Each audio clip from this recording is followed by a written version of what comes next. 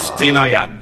Pag may pabasis ka lang sana sa polis, para ipahinto lang sana ang ingay ng kapitbahay. Ipapasa ka lang sa barangay, okay sige pagbigyan. Sabi nyo trabaho ng barangay yan. Pagdating sa barangay, pucha, igagaslight ka pa. Wala silang aksyon para bang ikaw pa ang may mali. Sasabihin nila, sana naman yan, ay kaya na lang, kaya na lang. Isama ka na lang, sira ulo ka talaga kapat pati mga tanod mo. Kasama pala kayo sa Tagayaan, mga lasing at nagmamaoy na kayo.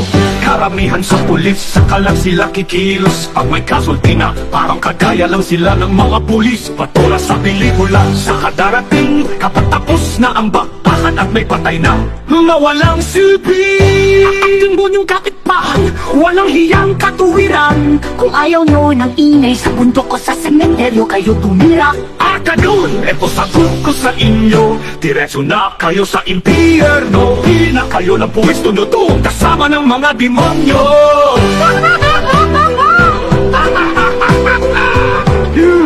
At gumawa nga ng batas laban sa ingay, puwiset di naman nasusunod. May 10 PM rule pang sinisingit, mga siraulo. May mga chismos ang nagkukumpulan sa eskinita, parang machine gun ng mga bunganga. Bulok na motor ng mga kamote riders, pinaiingay pa ang tambutso. Inuman at video sa kalsada, walang pakundangan, wala nang kinabukasan. At nagtayo pa ng tolda na may pangalan pang nakapring. Kanino yan? Kay Kapitan, este Kapitan pala. Only in the Philippines.